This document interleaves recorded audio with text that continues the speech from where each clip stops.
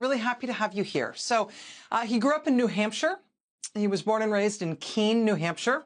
He then left New Hampshire to go to military school. He went to VMI, to the Virginia Military Institute. He was actually valedictorian of his class at VMI.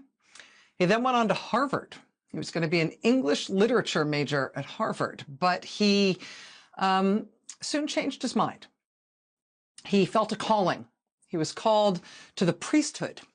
And so he left Harvard. He enrolled in the Episcopal Theological Seminary in Cambridge, Massachusetts. And it is while he was enrolled at seminary, he was still a seminarian, that he got permission from the seminary to complete some of his classwork remotely. Not in Massachusetts, but in Alabama.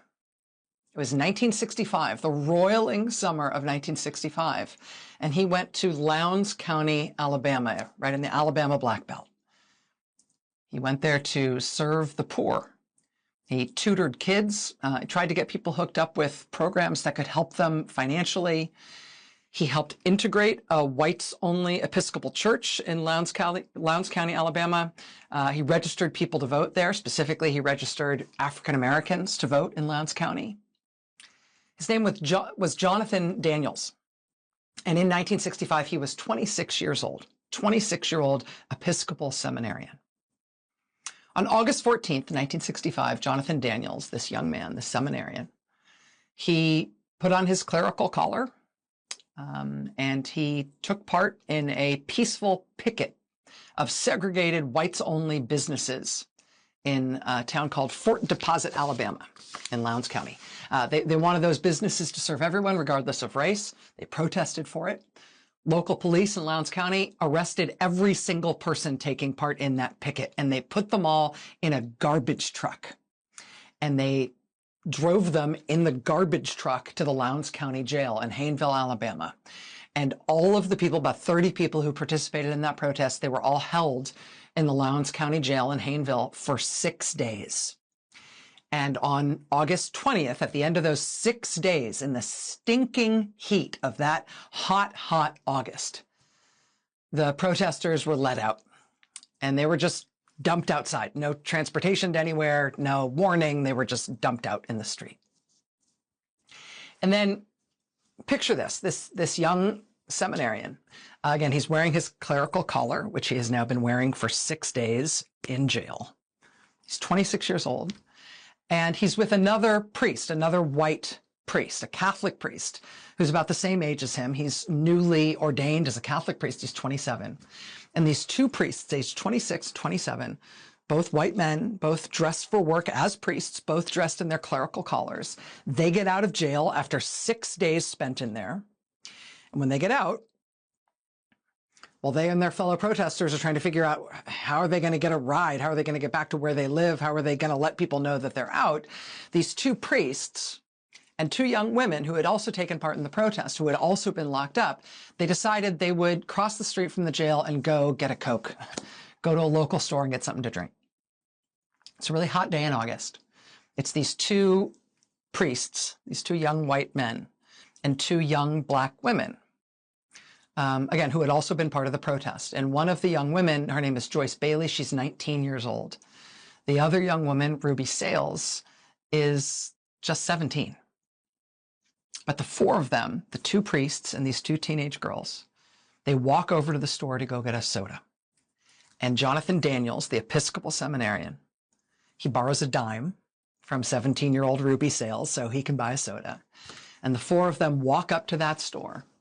And as they get up to the door of that store, a white man with a shotgun swears at them and tells them to get off this property or I'll blow your bleeping heads off. And that man standing at the door of the store, he levels the shotgun and he aims at 17-year-old Ruby Sales. And this Episcopal seminarian, Jonathan Daniels, he sees that the man is actually going to fire the shotgun. And he pushes 17-year-old Ruby Sales out of the way. He throws himself in front of the gun. And he takes the full blast from the shotgun to his chest. And he is killed. And he is laying there on his back on the ground, bleeding to death. 17-year-old Ruby Sales survives. The other priest, 27-year-old Richard Morrisroe, he grabs the other young woman, this 19-year-old Joyce Bailey, and he runs with her. And the man at the store with the gun, having killed this Episcopal priest, this Episcopal seminarian, having killed Daniels, he fires again, and he shoots the Catholic priest in the back and leaves him for dead. And 19-year-old Joyce Bailey survives, and 17-year-old Ruby Sales survives. And Richard Morrisroe, the Catholic priest, 27 years old, he is shot in the back. He's shot in the spine. He is very nearly killed. He spends months in the hospital. But Jonathan Daniels dies there.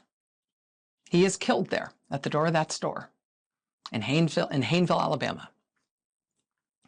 And when they put his killer on trial in that Lowndes County courthouse, it was an all-white jury, and the man who killed that seminarian, he claimed self-defense. Self-defense, an armed man claiming self-defense against these two young priests and these two teenage girls, needless to say, all of whom were unarmed. He claimed self-defense against them, and he was acquitted. Took 1 hour and 43 minutes of thinking about it. The following year, that killer did an interview with CBS News in which he proclaimed that he had no regrets about it. He said, quote, "I would shoot them both tomorrow," by which he means both of those men in clerical collars. 17-year-old Ruby Sales went on to become a seminarian in her own right and an important civil rights activist herself.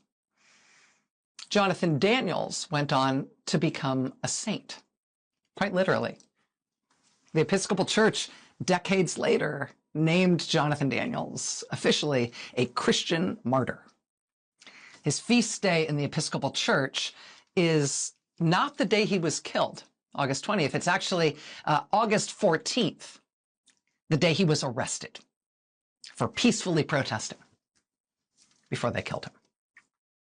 Dr. Martin Luther King Jr., who is honored today with a federal holiday in his name, when he heard about what happened that day in Hayneville, Dr. King said, quote, one of the most heroic Christian deeds of which I have heard in my entire ministry was performed by Jonathan Daniels.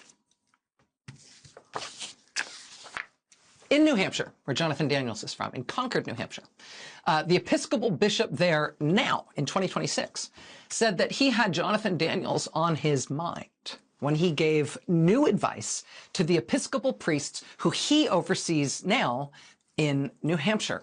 It was at a vigil for Renee Good, who was shot and killed in Minneapolis by an ICE officer, when Episcopal Bishop in New Hampshire, Rob Hirschfield, said that he had asked his clergy in New Hampshire to prepare, quote, for a new era of martyrdom.